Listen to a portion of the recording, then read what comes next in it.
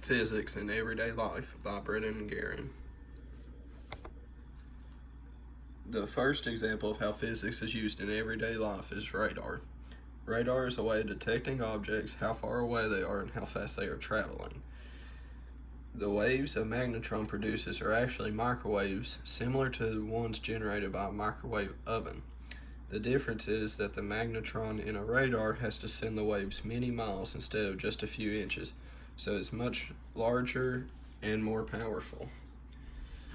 There's many uses for radar, including cars.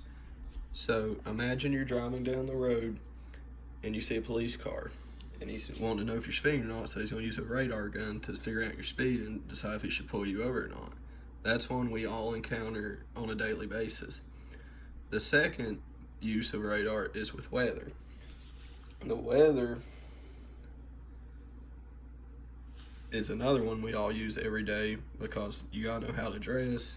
If it's raining, you want a jacket. If it's cold, you also want a jacket. Lastly, one of the most important is the military use. They use this to see the enemies coming. So they gotta know where that enemy plane is and how fast they're traveling. If they're going 2,000 kilometers an hour, we don't want to be going 1,000 kilometers an hour and not be able to catch them. And this is an example of how radar works.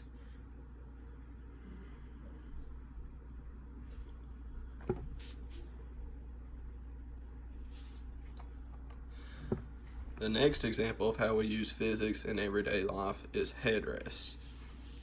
Headrests are something everybody uses every day in their car.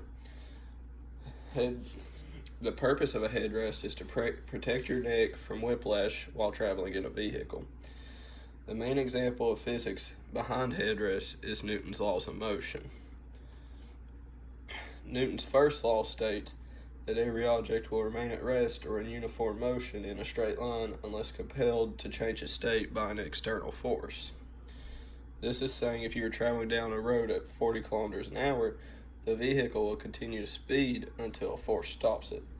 For example, if you're riding in that car and another car hits you, the car will stop, but the headrest will protect you because you hit the seat belt will catch you and throw you back, and the headrest will protect your neck while being thrown back. The second law explains how the velocity of an object. The second law states how the velocity of an object changes when it's subjected to an external force. This is explaining that your velocity will not change until it is acted upon by another force. For example, you're driving down the road at 50 kilometers an hour and a semi-truck comes up behind you at 100 kilometers an hour and hits your car. The force will make your car move forward quickly and cause you to be thrown back. Your headrest will protect you by allowing your head not to be forced back while your body's staying in the same spot because the seat's holding it. The third law states for every action, there's an equal and opposite reaction. So the headrest is used in this application by not allowing your head to be thrown back again while your body stays in the same place, because if you're sitting at a red light stopped and a car comes up behind you and hits you, then your car's going to begin to go forward too, and you're going to want your neck protected. And then this is an example of how the headrest protects you. It shows the head and torso movement relative to the vehicle, and the vehicle accelerating forward. So the head rotates back, the torso ramps up, and the vehicle's still going forward. And then the torso rebounds and the head goes forward.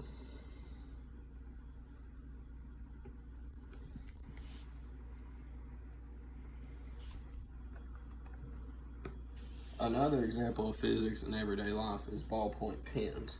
Practically every single day we all use a pen to write. Now you're probably thinking to yourself, how does using my pen involve physics? Ballpoint pens work differently than fountain pens or many other pens, though they also rely on gravity to function. A ballpoint pen has a small ball bearing for the ink. The ball bearing is typically made of brass, steel, or tungsten. As the ball moves across the paper, it turns and draws ink from the cartridge, creating a consistent ink line with a quick dry time. This explains how physics is related to using pens because of the gravity involved. This is the most likely example of all the ones provided for the largest amount of people to be able to relate to, but it's also one of the most surprising to find out that it actually involves physics because of the gravity involved. And this is an example of a ballpoint pen.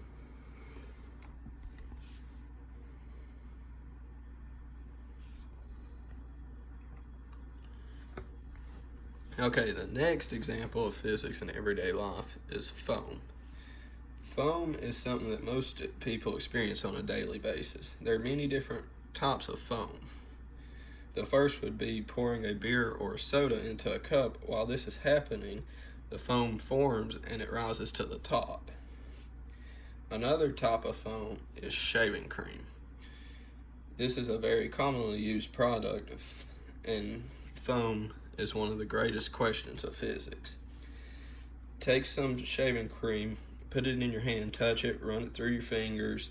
Ask yourself, is it a solid, is it a liquid, or is it a gas? Ordinary aqueous foams like shaving cream or the suds in a dishwasher sink are mostly gas, 95%, and a little bit of liquid, the other 5%. This is one of the greatest questions of physics because it is hard to prove the state of foam.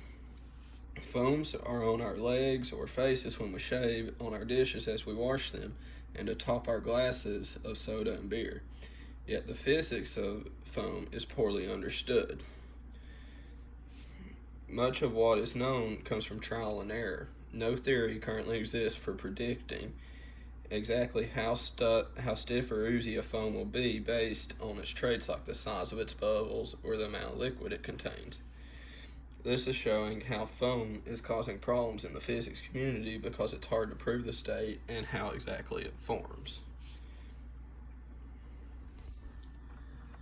And then here's an example of beer forming on your beer, and it shows how both beers were poured, but one has a lot more foam in it than this one. And then here's shaving cream, the other form of foam.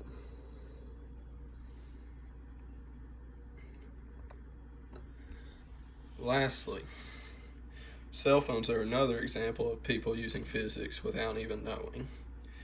Most people think they just pick up their phone, they make a phone call, but they never think about how it actually all works. In the most basic form, a cell phone is essentially a two-way radio consisting of a radio transmitter and a radio receiver. When you chat with your friend on your phone converts your voice into an electrical signal, which is then transmitted via radio waves to the nearest cell tower. This shows how the physics side of cell phones work. Essentially, we talk into the phone and it sends radio waves to a tower. Then from the tower it goes to the other person's phone we were talking to. And all of these show how we all use physics with phones in our daily lives because everyone makes a phone call every single day. And then here's a picture showing what a cell phone looks like, even though everybody already knows. So basically, and then here are the references throughout the entire presentation that I used to get my information from. And essentially, everybody, no matter who you are or what you do, uses physics every day, and most people don't even recognize they're doing it. Throughout this PowerPoint, we discussed many activities that use physics that you would never expect, such as radar, by using radar gun, weather radar, or military radar, headrest to protect your neck in collisions and while riding in your car and accelerating, foam while you're at the bar with your buddies having a beer, pens, everybody writes every day, so you know you use your pen, and then cell phones. Cell phones are the biggest surprise to me because, nobody really thinks about how cell phones actually work. They just grab their phone, make a phone call.